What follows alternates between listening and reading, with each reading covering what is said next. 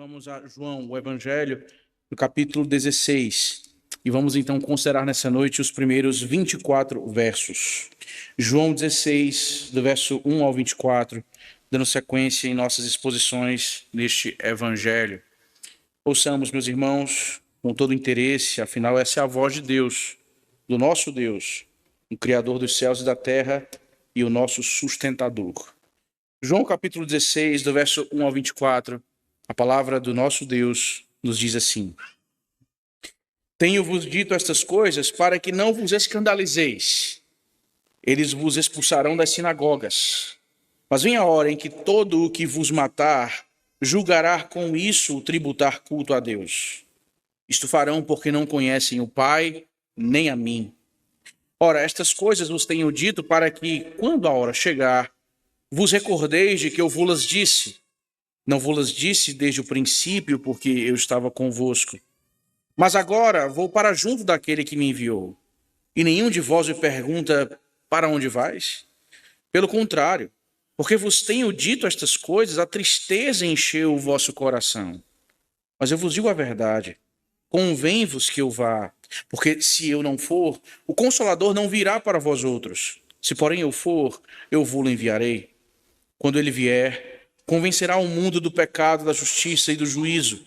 Do pecado, porque não creem em mim. Da justiça, porque eu vou para o Pai e não me vereis mais. Do juízo, porque o príncipe deste mundo já está julgado. Tenho ainda muito que vos dizer, mas vós não o podeis suportar agora. Quando vier, porém, o Espírito da verdade, ele vos guiará a toda a verdade, porque não falará por si mesmo, mas dirá tudo o que tiver ouvido e vos anunciará as coisas que hão de vir.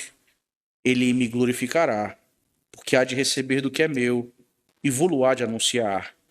Tudo quanto o Pai tem é meu. Por isso é que vos disse que há de receber do que é meu e vô-lo há de anunciar. Um pouco e não mais me vereis. Outra vez um pouco e ver-me-eis. Então alguns dos seus discípulos disseram uns aos outros: que venha a ser isto que nos diz um pouco e não mais me vereis, e outra vez um pouco e ver-me-eis. E vou para o Pai. Diziam, pois, que venha a ser esse um pouco.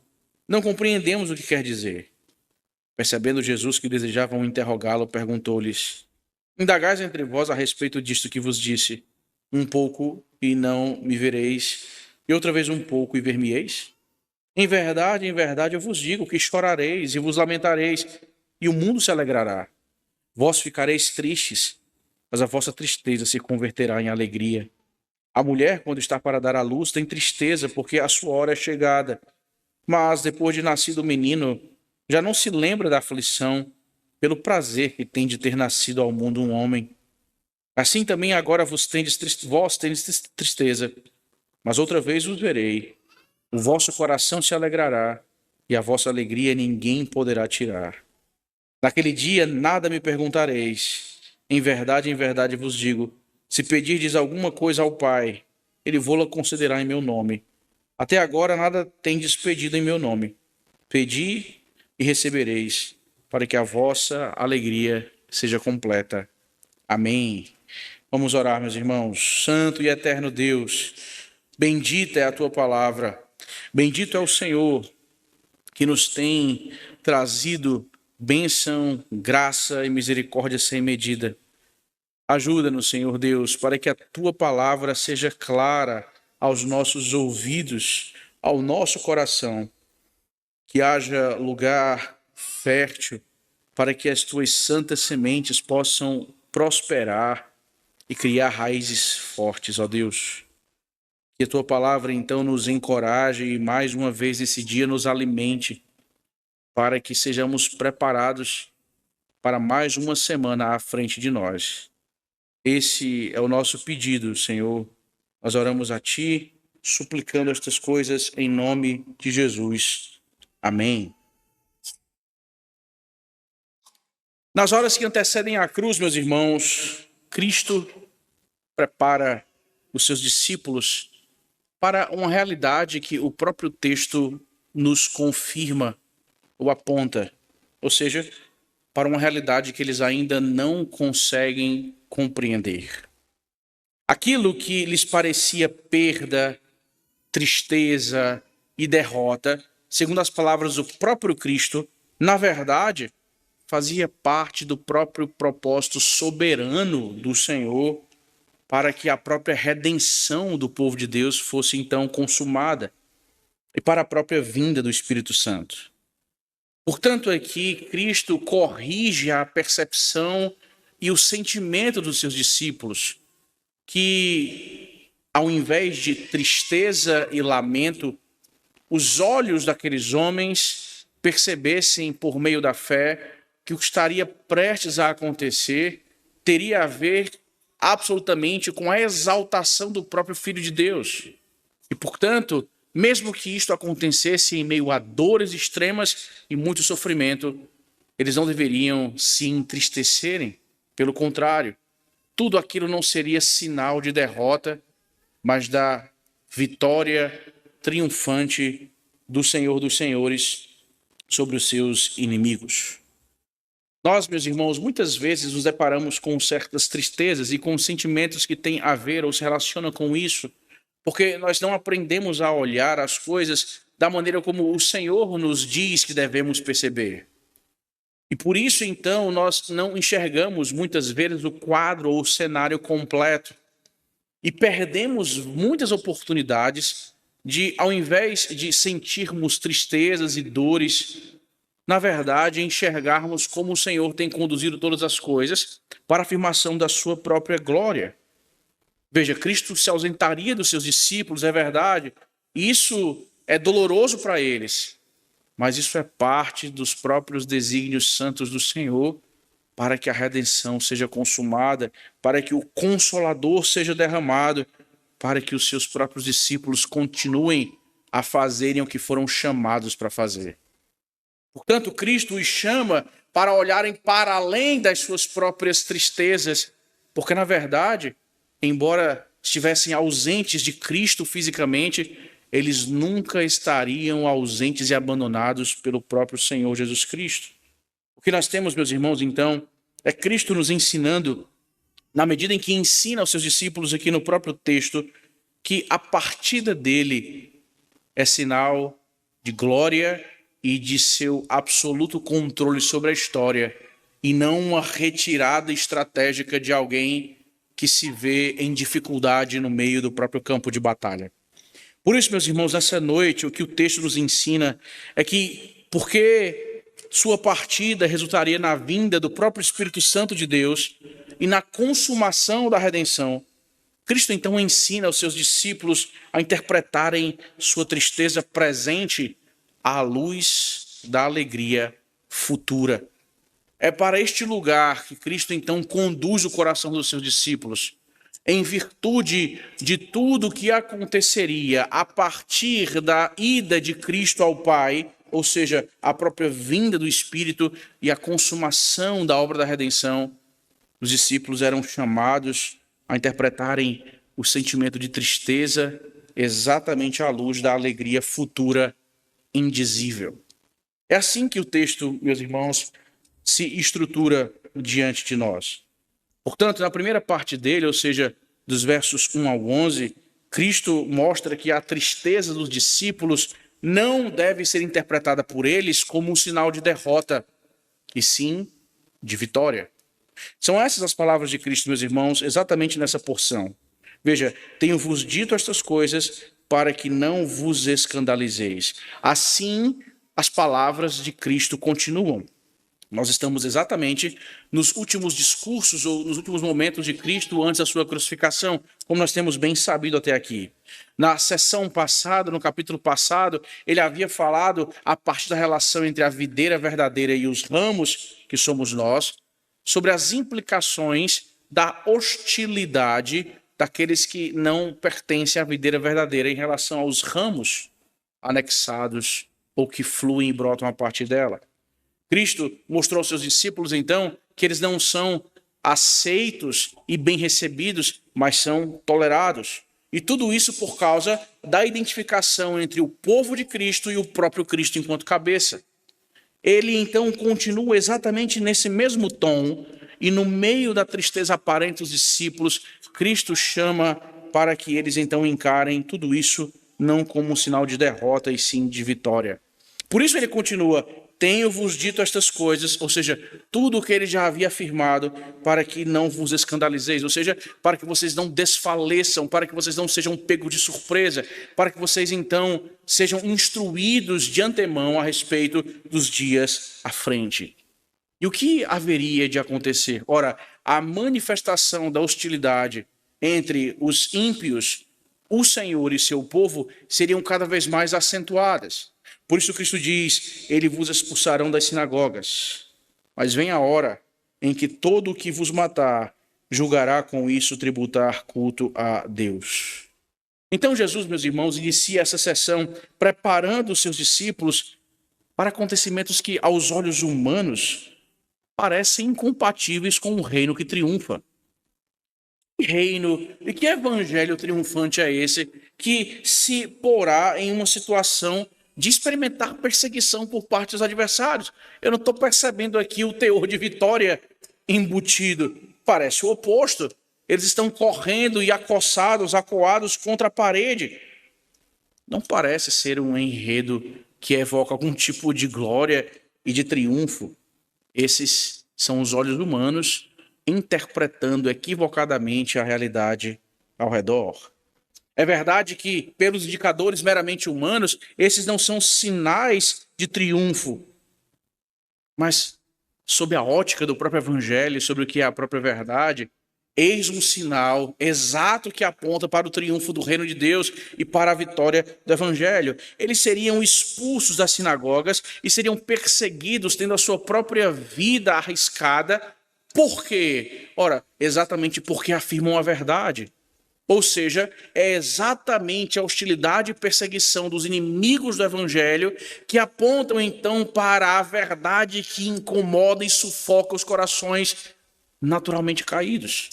É o poder de Deus agindo e provocando então a hostilidade dos inimigos, que então comprovam a evidência de que o reino tem avançado e o Senhor tem triunfado. Note então como o pecado, irmãos, ele cega os homens.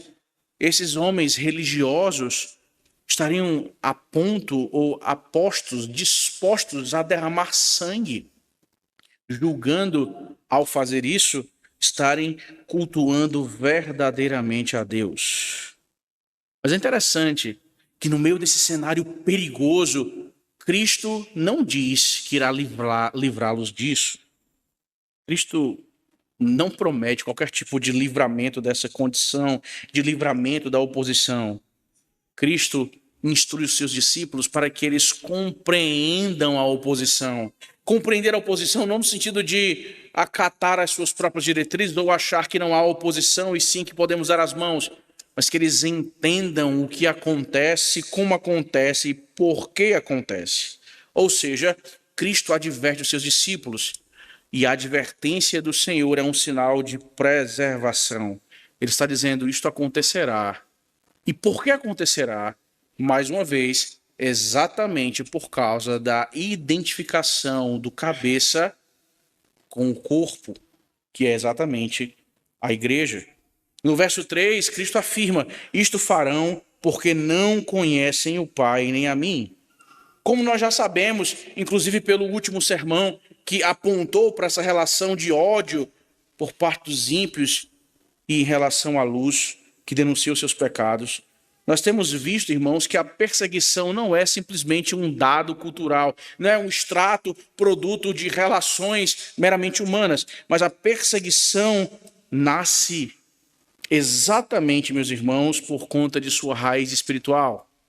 Os homens caídos, o homem natural, ele permanece alienado de Deus.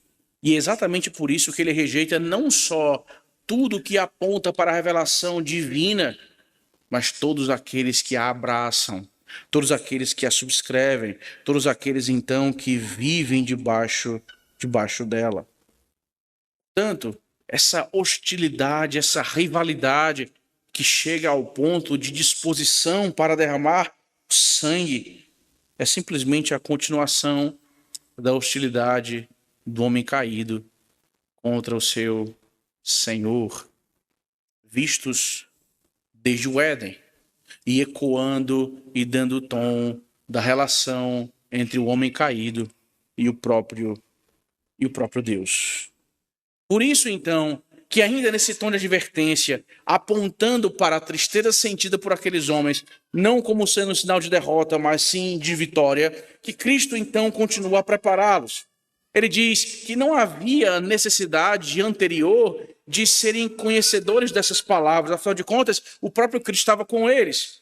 O contexto aqui agora, segundo Cristo e sua sabedoria, é que tornam essas coisas, sim, úteis e adequadas. Que contexto? A ida iminente de Cristo à presença de Deus Pai. É por isso que no verso 5 ele diz: mas agora vou para junto daquele que me enviou. Cristo então retoma exatamente isso, meus irmãos. E o que ele diz é: nenhum de vós me pergunta para onde vais? Claramente o que acontece aqui são homens, seus discípulos, que têm caminhado com ele de modo muito íntimo, de modo muito próximo, tristes pela ausência do seu Senhor. Eles não o verão mais, eles não partilharão mais fisicamente de toda a rotina, eles têm sentido então os efeitos daquilo que acontecerá logo, logo. Cristo agora passa a direcionar a tristeza sentida para aquilo que deveria corresponder à intensa felicidade. Cristo está dizendo: eu vou à destra do Pai e vocês não me perguntam para onde eu vou? Como assim? Cristo diz: pelo contrário, o coração de vocês se encheu de tristeza porque eu vos tenho dito essas coisas. Que coisas? Não a perseguição como resultado da desavença ou hostilidade entre partes inimigas, mas sim o fato de que Cristo os deixaria e retornaria à presença do Pai. Vocês estão tristes, mas deveriam estar alegres. Por quê, meus irmãos? Ora, as palavras do próprio Cristo apontam um caminho aqui. Os discípulos interpretam a ida de Cristo, a partida de Cristo para o Pai, apenas como um sinal de separação. E logo, se as coisas são assim, são vistas apenas como perda, claramente que o coração se encherá de tristeza.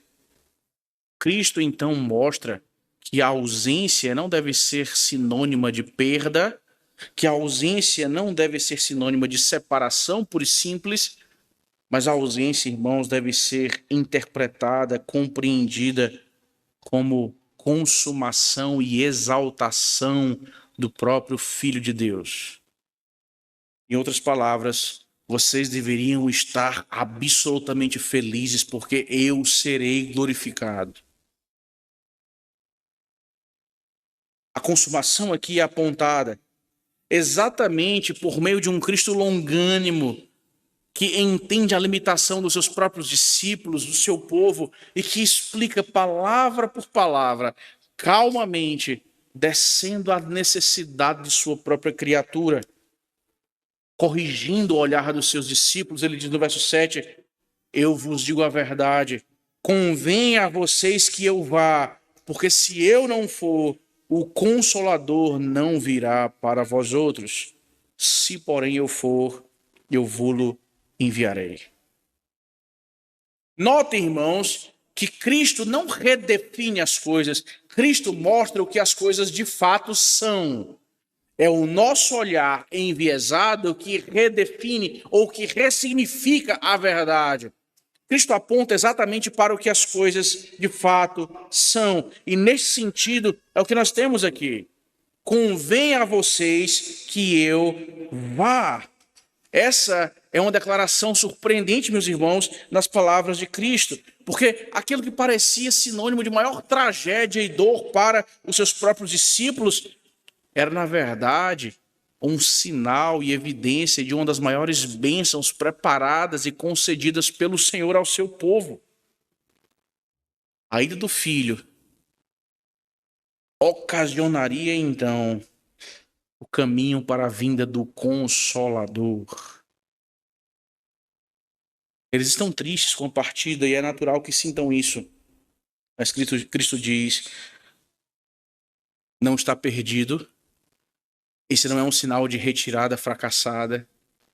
Pelo contrário, esses são os prenúncios da consumação e da vitória que começam a permear o ar. O Senhor vai então e conduz os seus para que eles entendam que eles estão seguros nas mãos do Senhor. Que mesmo as hostes que se levantarão contra eles, que mesmo homens que colocarão suas próprias vidas em perigo, estes ameaças, sim, consideráveis, estão debaixo do governo daquele que sustenta e governa todas as coisas. Convém a vocês que eu vá, para que vocês sejam ainda mais abençoados por meio da presença do Deus Espírito Santo, o Consolador, no meio de vocês. E o que ele fará? Cristo diz então no verso 8, quando ele vier, convencerá o mundo do pecado, da justiça e do juízo. Em outras palavras, o que o Consolador fará? O que o Espírito Santo de Deus realizará no meio do povo do Senhor? Nada mais, nada menos do que continuar a obra do próprio Cristo. Cristo, meus irmãos, tem feito exatamente isso por excelência. É o Senhor Deus que tem exposto e persuadido aqueles a quem deseja alcançar exatamente do pecado, da justiça e do juízo. Isso contém ou está contido em todo o sermão de Cristo, nas suas interações com pecadores, em maior ou menor medida, o que nós vemos são implicações exatamente dessa tríade. Portanto, o Espírito não realizará nada novo neste aspecto, mas ele continuaria a obra de Cristo no mundo. O Espírito agora convencerá do pecado, porque os homens rejeitam o Filho. O Espírito então apontará para a justiça, porque o Pai vindicará a sua ira por meio do Filho e cumprirá a justiça, sacrificando-se na própria cruz do Calvário, e o exaltará à sua destra. E do juízo, porque Satanás já foi derrotado em virtude da obra perfeita realizada pelo Filho. O Espírito Santo dará continuidade à obra do Deus Filho. Ora, essas palavras, meus irmãos, deveriam aquecer o coração daqueles homens. Ele termina essa primeira sessão dizendo: veja, vou para o Pai e não me vereis mais. Do juízo, porque o príncipe deste mundo já está julgado. Ora, em outras palavras, o que nós temos aqui é o próprio Senhor dos Senhores instruindo aos seus discípulos, falando então ao nosso coração que nem toda circunstância dolorosa deve ser interpretada como via de regra muitos interpretam, ou seja, como um tipo de derrota espiritual ou o que quer que seja, meus irmãos. Frequentemente, o Senhor da providência está exatamente realizando os seus maiores propósitos, os seus santos desígnios, através de eventos ou circunstâncias que, aos nossos olhos, parecem inicialmente dolorosas e até mesmo incompreensíveis. E assim, muitos acabam tropeçando, porque de alguma forma têm compreendido que o Senhor, então, os conduzirá sempre de uma forma em que, no mínimo, essas situações doloridas ou difíceis não os alcançarão, ou que eles compreenderão sempre para onde o Senhor Deus tem conduzido as suas vidas. O problema é que isso não acontece, pelo menos não com a frequência que nós gostaríamos de que ocorresse. Por isso, Cristo diz, veja, aos olhos de vocês a tristeza e ela é legítima, mas não, a tristeza deve dar lugar à alegria, porque eu vou para o Pai e isso é parte da própria exaltação e consumação dos meus santos desígnios. Cristo diz que vai ao Pai e o Consolador será dado. Isso nos mostra, irmãos, ou nos mostra que sempre foi e sempre será o Rei da Igreja, a Trindade Santíssima, que sustenta o seu povo e o seu reino. Eles não terão a presença física de Cristo. Mas Cristo nunca dá a entender que, bom, agora eu confio em vocês. O evangelho chegará às nações, porque eu tenho reunido aqui os homens mais habilidosos para isso e eu confio no potencial que vocês têm. Vocês passaram 3 anos em intenso treinamento e agora estão prontos. São os candidatos treinados pelo próprio Senhor para então, a partir disso, fazerem com que toda a obra seja bem-sucedida. Vão, eu confio em vocês. Nada parecido com isso. Eu vou para o Pai, mas a terceira pessoa da Trindade virá. Ou seja, o governo de Cristo sobre a sua igreja, sobre o seu reino, sobre o próprio universo, não cessou com a sua ascensão. Cristo continua exercendo o seu reinado na igreja e no mundo por meio do Deus Espírito Santo. Se é assim, meus irmãos, e o foi exatamente no contexto dos apóstolos, não será diferente para conosco. Nós não temos a presença física de Cristo entre nós, mas ele não diz, então, para os homens e lideranças que o sucesso de seu reino e a eficácia da expansão dos seus domínios estão intrinsecamente ligados à performance desses homens. Cristo continua reinando, Cristo continua governando, Cristo continua conduzindo o seu povo. Portanto, a tristeza deles não deveria ser interpretada como sinal de derrota, e sim como vitória. Cristo expande o seu argumento. E agora, então, dos versos 12 ao 15, o que nós vemos é a partida de Cristo inaugurando ou sinalizando, então, o próprio ministério do Espírito Santo, como temos visto pelas palavras do próprio Senhor. Tenho ainda muito que vos dizer, mas vós não podeis suportar agora. Quando vier, porém, o Espírito da verdade, ele vos guiará a toda a verdade, porque não falará por si mesmo, mas dirá tudo o que tiver ouvido e vos anunciará as coisas que hão de vir. Ele me glorificará, porque há de receber do que é meu e vou-lo há de anunciar. Tudo quanto o Pai tem é meu.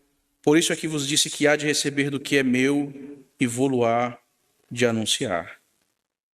Note, irmãos, Cristo nos mostra aqui aquilo que foi afirmado lá no início de nossa exposição. Cristo tem preparado os seus discípulos para uma realidade que eles ainda não conhecem como deveriam. O que nós temos, então, é exatamente a menção direta a isso a partir do verso número 12. Tenho ainda muito que vos dizer, mas vós não podeis suportar agora. Os discípulos de Cristo, esses homens que foram submetidos a um intenso treinamento, liderados pelo próprio Rei dos Reis, ainda não possuem maturidade suficiente para compreender as nuances e as implicações de tudo o que estava prestes a acontecer. Por isso Cristo diz isso a eles, não como quem deseja humilhá-los, mas exatamente demonstrando, meus irmãos, a dependência que aqueles homens têm em absoluto do próprio Senhor. A ideia é que a cruz, a ressurreição, a ascensão do Filho à destra do Pai, todas essas coisas precisavam acontecer para que certas verdades, implicações delas, fossem então claras e adequadamente entendidas pelos seus discípulos.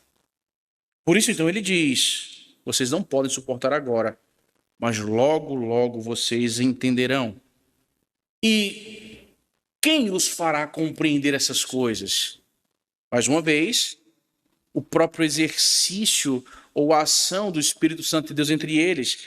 Quando, porém, vier o Espírito da verdade, ele vos guiará a toda a verdade. Ou seja, Cristo aqui, meus irmãos, concede a ajuda sobrenatural aos apóstolos. Me refiro então a essa expressão, em primeiro lugar, porque muitas pessoas assumem que é necessário algum tipo de contato sobrenatural com os céus e com a divindade para que a própria fé deles sejam confirmadas.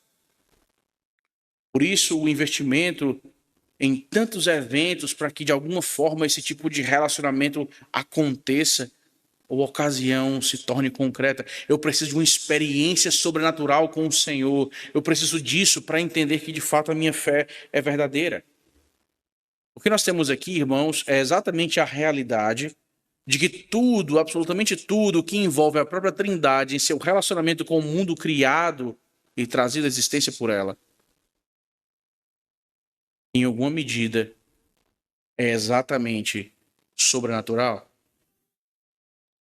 É sobre a naturalidade, está acima do natural, que o ser de Deus tenha trazido todas as coisas pela palavra do seu poder e as sustente exatamente até agora. Está acima do natural que aqueles mortos, seus delitos e pecados, agora sejam chamados da morte para a vida, tendo corações inclinados para responder de maneira adequada ao próprio Evangelho. Está acima do mundo natural que estes alcançados pela graça e que expressaram fé no próprio Senhor para a salvação, continuem sendo mantidos debaixo dessa graça e conduzidos na direção do próprio Salvador. Está acima do natural viver a vida cotidiana, porque a referência última é o próprio Criador, que não está preso ao mundo natural, antes o fez surgir e o sustenta. Então, o próprio relacionamento com o Senhor, meus irmãos, é nesse aspecto sobrenatural, está acima da naturalidade. E é exatamente aqui o que nós temos, o Espírito como aquele que nos ilumina e nos conduz à verdade. Aponta exatamente para um reflexo acima da naturalidade. Nós, por influências que não temos como expor agora, infelizmente, abraçamos a ideia de que é possível, simplesmente por meio do uso da razão, alcançar verdades, sejam elas quaisquer. E, portanto, pensar e concluir acertadamente sobre qualquer coisa que seja, não só em matéria religiosa, é simplesmente um exercício ainda facultado e possível, possibilitado ao homem caído, simplesmente pelo exercício de sua capacidade cognitiva. Não, irmãos. É o Espírito Santo quem ilumina e guia a verdade. Note que é a toda a verdade relacionada à obra salvífica de Cristo, sim. Mas é por meio da iluminação do Espírito que nós podemos sequer, ou podemos sim falar, na verdade, sobre aquilo que é verdadeiro, concreto e real, mesmo entre os ímpios. São implicações, irmãos, que têm a ver exatamente com o alcance e, ao mesmo tempo, com o tamanho da nossa necessidade que temos do Redentor, do próprio Senhor, sustentando todas as coisas. O Espírito Santo é quem fará exatamente isso. Mais uma vez, porque ele não inventará a roda, ele não iniciará um novo ministério que diverge de Cristo de alguma forma. Ele falará não por si mesmo, diz o verso 13, mas ele dirá tudo o que tem ouvido e vos anunciará coisas que hão de vir. Portanto, ele glorificará o próprio Filho. Veja a beleza disso, irmãos. Não há competição na Trindade. Não há ciúmes. O Espírito virá e ele exaltará o Filho, assim como o Filho veio para glorificar o Pai.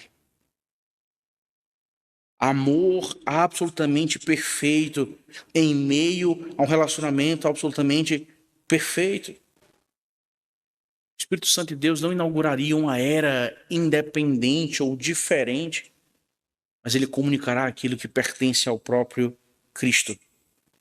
Ele me glorificará, é o que diz o verso 14. a obra principal do Espírito Santo de Deus não é conduzir pessoas a experiências estranhas e sobrenaturais. A obra principal do Espírito Santo de Deus não é confundir, associando a certos usos e costumes a sua presença ou a manifestação da verdadeira piedade. A principal obra do Espírito não é produzir qualquer tipo de espetáculo religioso.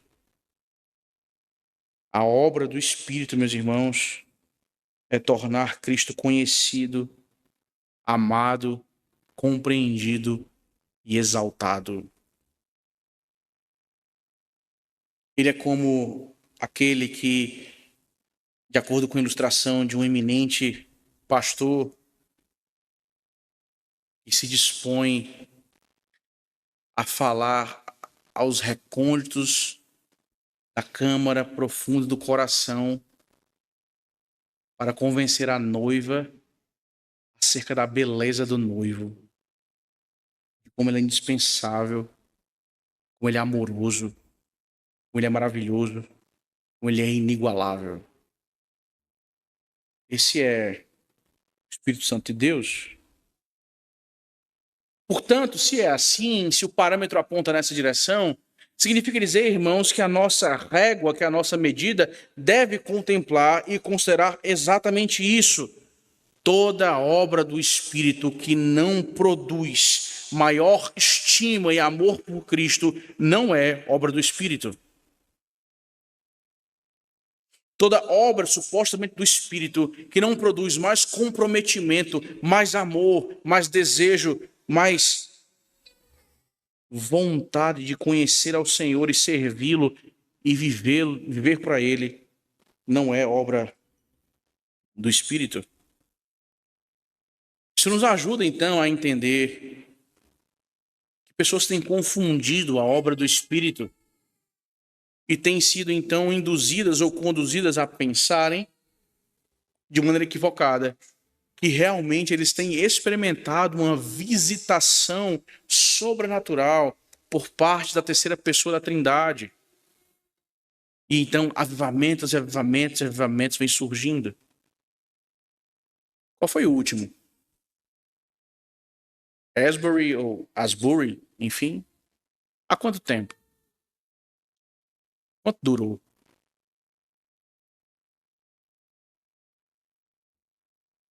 Infelizmente, alguns respeitáveis pastores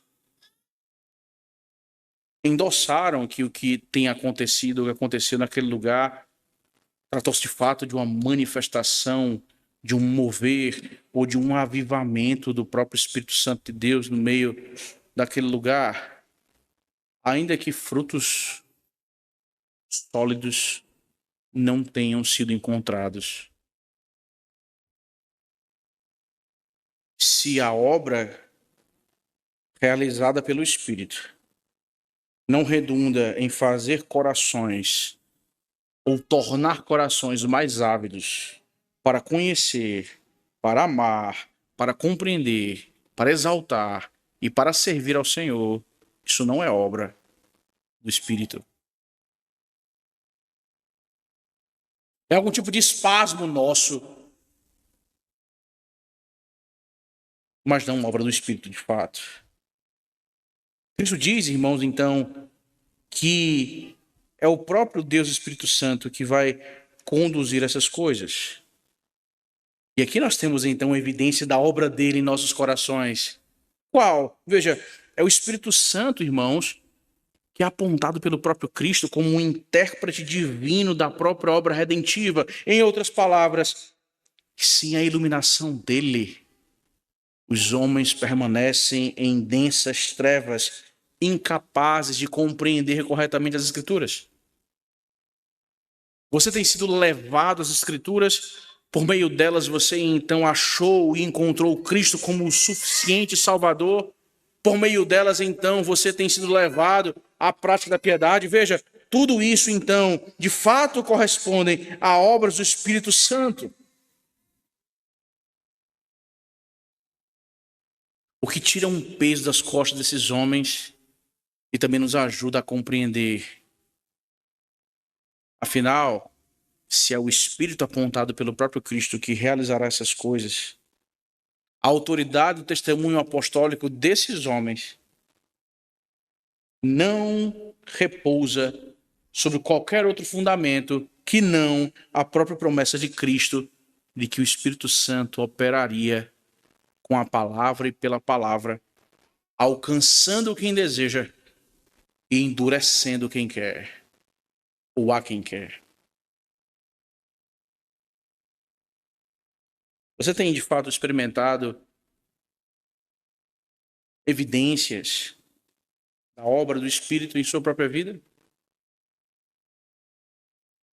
Quais são as suas alegações? Quais são os frutos? É algum tipo de fervor pelo fervor? É algum tipo de ênfase, como era a ênfase? Ou a luz e calor? Características da verdadeira piedade. Não só a intensidade na direção de algo, ou seja, o próprio calor, mas a própria luz, como sendo então o que identifica a verdade e tornará essas coisas então de fato proveitosas e correspondentes à verdadeira piedade. No nosso meio, você sabe, nós somos chamados de frios, e em parte de fato somos, ou temos sido. Não que, para que deixemos de sê-lo, nós tenhamos de aderir a algumas práticas que são sinônimos em nossa cultura de avivamento, de vida espiritual, de piedade e de comunhão com o Senhor. Nada disso. Nós temos sido frios no sentido bíblico, exatamente porque talvez não tenha havido mais um desejo ardente e intenso de, por meio da obra do próprio Espírito em nós desejarmos amar, servir, conhecer, estimar mais e mais ao Senhor da glória como nós deveríamos fazer. Então note, a tristeza daqueles homens não deveria ser interpretada como tristeza e sim como vitória. A partida ou a ida de Cristo para a destra do Pai concederia então o próprio Espírito Santo guiando o povo. Por fim, meus irmãos, a tristeza dos discípulos é prometida pelo próprio Cristo e será transformada em alegria permanente e inabalável. É o que nós encontramos então do verso 16 até o final.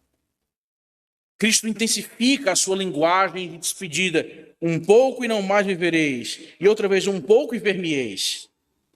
Note então a incapacidade e imaturidade desse aspecto dos seus discípulos. Afinal, isso que Cristo acaba de afirmar causa um ruído entre eles. Alguns dos seus discípulos disseram: o que significa um pouco e não mais vivereis, e outra vez um pouco e ver-me-eis, e também vou para o Pai. Note que a própria informação de Cristo ascender e retornar ao Pai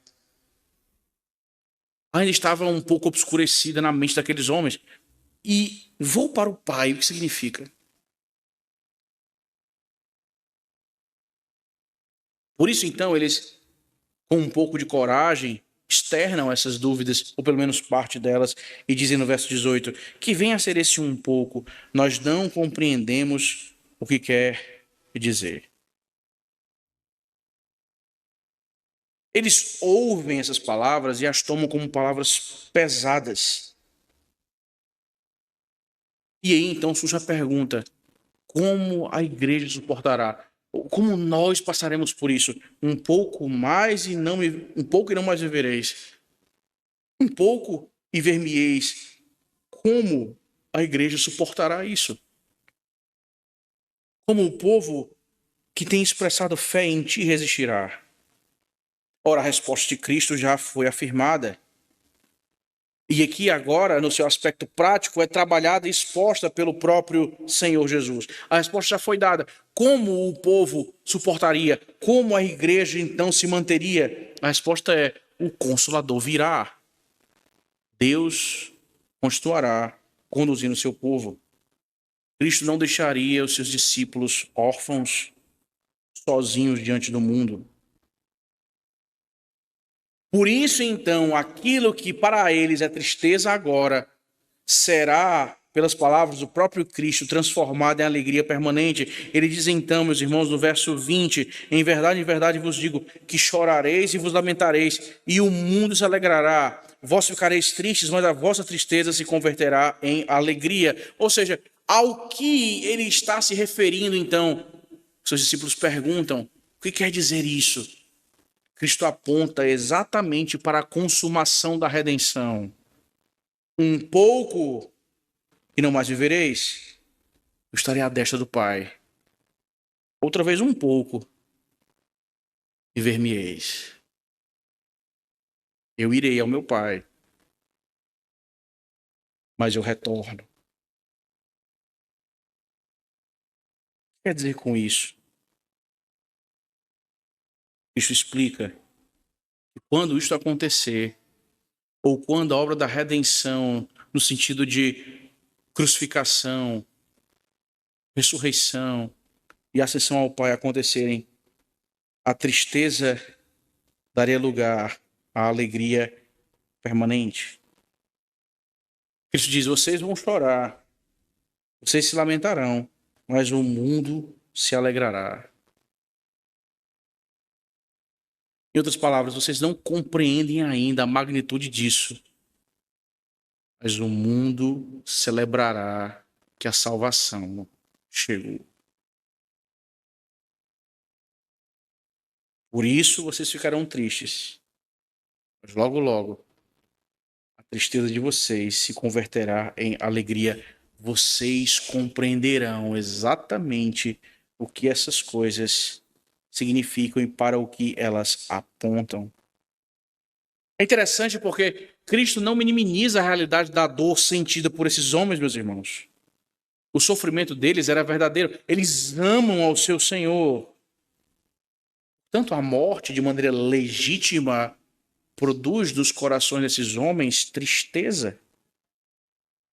Eles o amavam. Mas Cristo diz que ele vencerá a morte, em outras palavras. E, portanto, embora num certo momento a dor seja legítima e o sofrimento em virtude da partida seja, então, igualmente legítimos, o ponto é o final da história. Ele voltará, porque não pôde ser contido pela morte. Onde está, ó morte, a tua vitória? Onde o teu aguilhão, já dizia o apóstolo Paulo, tripudiando de um dos nossos maiores inimigos? Cristo ressurgiu. Volte-se para o seu lugar. Onde está, a morte, a tua vitória? Há um vencedor sobre ti, e com ele nós vencemos. É igualmente interessante, meus irmãos, que o Senhor não promete apenas que a tristeza vai terminar. Ele afirma algo muito mais profundo. A tristeza será transformada em alegria. A poucas horas da cruz, o que nós temos aqui são as palavras do próprio Cristo, que a cruz, instrumento de vergonha e sofrimento, se tornaria o instrumento, o fundamento da redenção e do triunfo do Senhor dos Senhores. E assim, então, que redimindo todas as coisas, o Senhor Deus aponta para as suas mãos, que tem, então, levado todas as coisas cativas a Ele mesmo. Cristo ilustra essa realidade no verso 21, com a figura do próprio trabalho de parto. A mulher, quando está para dar à luz, tem tristeza porque a sua hora é chegada. Mas depois, então, que é nascido o menino, ela já não se lembra da aflição pelo prazer que tem de ter nascido um mundo, ou ao mundo, um homem. Essa, meus irmãos, é a ilustração por meio, utilizada pelo próprio Cristo, que mostra, então, quão frequentemente, de acordo com a providência e os caminhos de Deus, estágios doloridos, na verdade, têm produzido e têm conduzido a bênçãos indizíveis e maiores. Em outras palavras, no mundo caído, as dores não são inúteis. No mundo caído, governado por um Deus santo e poderoso, as dores servem aos propósitos do Senhor da providência. Por isso, então, ele diz, no verso 22 do final, o vosso coração se alegrará e a vossa alegria ninguém poderá tirar. Assim também, agora vós tereis tristeza, mas outra vez os verei. E nesse dia, o coração de vocês se alegrará e ninguém poderá tirar de vocês isso. Então, Cristo aponta para a fonte da alegria verdadeira e ela tem a ver exatamente com a ressurreição de um Deus que venceu.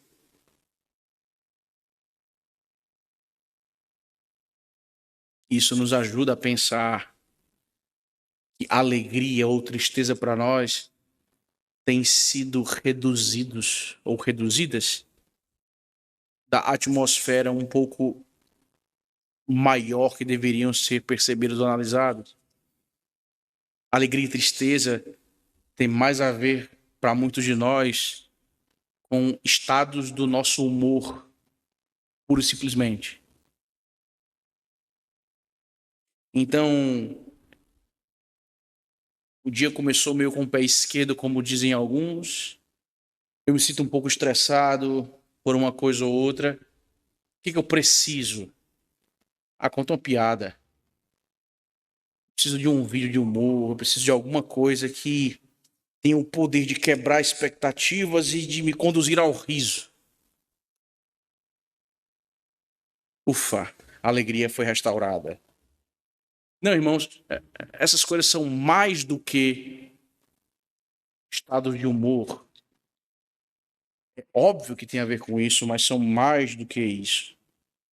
Cristo mostra, então, que a alegria tal qual deve ser, nesse aspecto aqui, fundamentada na ressurreição, na redenção, nos mostra que para a sua legítima existência não significa dizer, meus irmãos, que as circunstâncias difíceis dessa vida as anulam.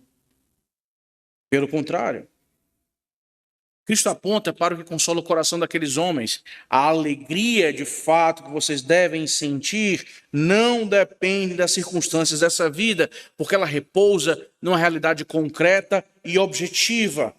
Ela está fundamentada na ressurreição de quem?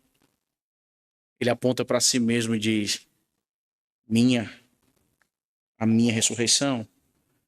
A alegria, então, se dá ou tem a ver diretamente com o fato de que Cristo venceu a morte. E nós com ele vencemos. Nós condenados a ela. Por meio deste que a venceu, a sobrepujamos. É verdade. Fisicamente, morreremos uma vez, mas nunca mais a experimentaremos. Para os filhos de Deus, a morte será experimentada, como dizia um outro pastor, a partir da figura de uma carruagem ou de um serviçal que nos conduzirá à presença do Rei a quem nós desejamos ver a face. Ela simplesmente nos levará até lá.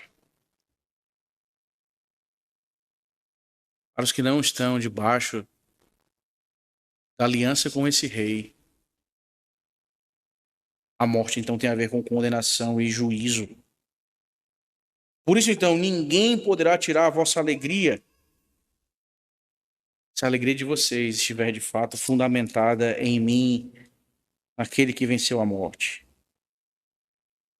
Cristo então encaminha as suas últimas palavras aqui, meus irmãos, demonstrando o privilégio que os discípulos terão a partir dessa realidade consumada.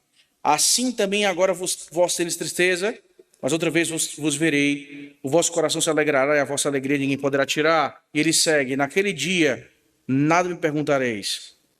Em verdade vos digo, se pedirdes alguma coisa ao Pai, ele vou-lo considerar em meu nome. Até agora nada tendes pedido em meu nome. Pedi e recebereis, para que a vossa alegria seja completa.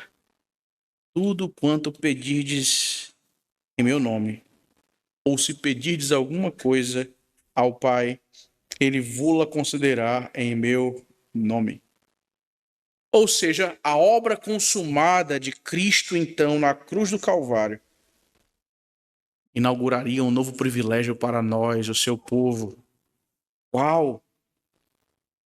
Agora, este povo, do qual este cabeça é o representante, possui livre acesso ao Pai pela mediação do Filho. Naquele dia vocês nada me perguntarão. Se pedirdes alguma coisa ao Pai, ele considerará vocês em meu nome. Vejam, irmãos, o que é dito aqui, nada triunfalista ou materialista. A ideia é que a obra consumada do Filho logo, logo nos ligará ao Pai. Nós poderemos, pela mediação do Filho, nos dirigir ao Deus Pai. E esse privilégio passará a ser inaugurado exatamente nesses termos. Livre acesso à presença do Senhor por meio do mediador, o Filho de Deus. Portanto, aquilo que começou como advertências contra perigos e tribulações, e que tem a ver, então, com a recondução de um coração que, no lugar da tristeza, deve perceber todas essas coisas como uma evidência concreta que comunica alegria pela consumação e exaltação do próprio Filho de Deus. O que nós temos é o final da história no verso 24, falando exatamente sobre uma alegria completa. É assim que Cristo termina o seu discurso aqui no verso 24. Até agora nada tendes pedido em meu nome, pedi e recebereis, para que a vossa alegria seja completa. E é exatamente aqui, irmãos, que o alvo supremo das palavras de Cristo e para o que elas apontam é usado pelo próprio Senhor para encerrar as suas palavras. O discurso de Cristo termina exatamente onde toda a vida cristã deve desaguar. Comunhão com o Senhor.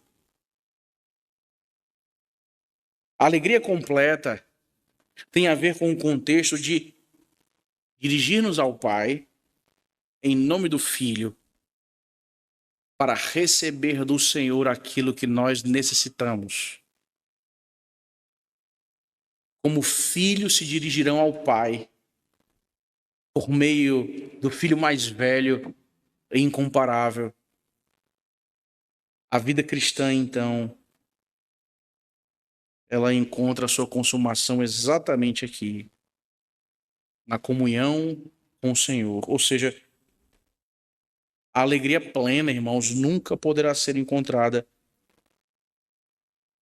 nas opções que o mundo caído deseja nos oferecer e convencer. A alegria plena, por outro lado, à luz do que Cristo nos diz, pode ser encontrada exatamente em meio às próprias tribulações. Por quê? Porque a alegria completa pressupõe a compreensão de um Cristo que reina, de um Pai que recebe os seus filhos por meio do mediador perfeito e de um Espírito que opera no meio do povo de Deus.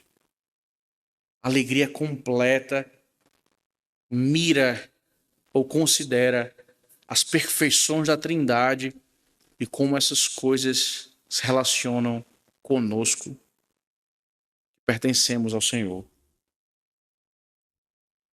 Por isso, eis uma lente que não deve ser desperdiçada por nós, povo de Deus, para que nós então compreendamos as coisas e caminhemos esse mundo de um modo agradável ao Senhor.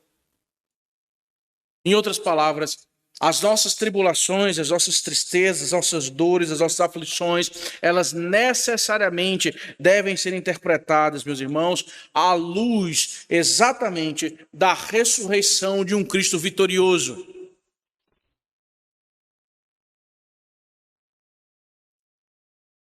Mas nem sempre nós conseguimos fazer essa relação.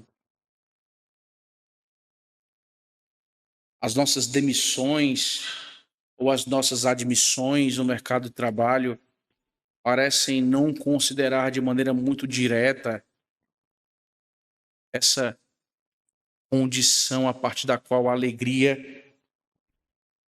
sentida seja então completamente experimentada.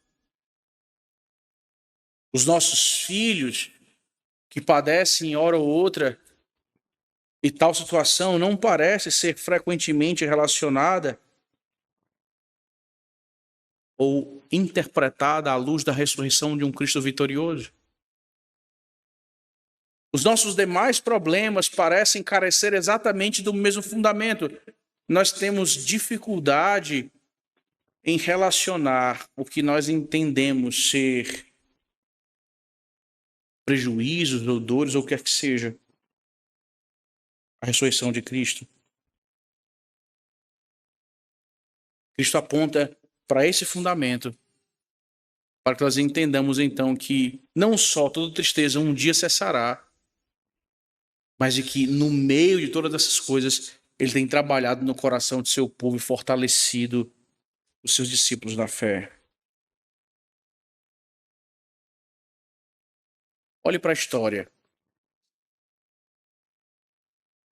e veja biografias de muitos irmãos nossos. E vejam as vidas deles encharcadas por períodos intensos de sofrimento. E veja o que o Senhor produziu em situações assim. Muitas das dores, irmãos, que nós, povo de Deus, experimentamos, são instrumentos da providência do Senhor para que frutos que nós não conseguimos ainda sequer enxergar sejam produzidos. Mas como o coração será de fato aquecido por isso? Ora, apenas se o fundamento refletir as palavras do próprio Senhor. Considerem a obra da redenção consumada como sendo um dado concreto que faz diferença na vida de vocês. E não só como uma matéria ou um ponto teológico que nós professamos e sim devemos professar no sentido catequético. Ele vive, nós vivemos. É o que nós falamos em outro sermão. Se é assim, povo do Senhor, é conclamado para sair dessas portas hoje e, debaixo da graça de Deus, encarar mais um ciclo semanal, entendendo e buscando na prática amadurecer na ideia e na experiência de que a alegria cristã não repousa em qualquer circunstância, nem boas ou ruins, mas na obra consumada de Cristo que nos restaura a comunhão com o Senhor. Ponto. Por isso estamos alegres. Pode ser que nada do que eu planejei tenha dado certo. Pode ser que tudo que eu desenhei nesses dias tenha ido por água abaixo. Pode ser que as minhas expectativas todas tenham sido frustradas. Pode ser e acontecer o que for, inclusive o oposto disso. Mas no fim das contas, a minha condição mais profunda e urgente no Senhor foi atendida. Por meio do mediador eu tenho comunhão com o Senhor e não sou mais inimigo dele. Ponto. O que for adicionado a isso, ou que for subtraído à luz desse fundamento estabelecido, estão debaixo da condução do Senhor e a sua providência, ou de sua providência, de acordo com o nosso paladar, capta tons de agridoce. Por isso, meus irmãos, estejamos alegres, para que a nossa alegria seja completa. É isso que deve ser abrigado em nosso coração. Nós vencemos porque Cristo venceu. Nós não buscaremos a dor, a tristeza ou o fracasso, é óbvio. Mas se os nossos corações forem expostos a essas situações, que elas não nos consumam e nem nos devorem, que elas não dilapidem a nossa alma e drenem as nossas forças, em absoluto. Nosso coração, em momentos assim, não esqueça do Senhor e se volte para Ele. Assim como o nosso coração, experimentando fartura e benesses, não se esqueça do Senhor em nenhum de seus dias. Assim caminhamos, irmãos, e percebemos que porque a ressurreição se consuma aqui, ou caminha-se para consumar-se aqui, Cristo mostra que a tristeza dos seus discípulos deve ser convertida em alegria, assim como também a nossa. Vamos orar, meus irmãos.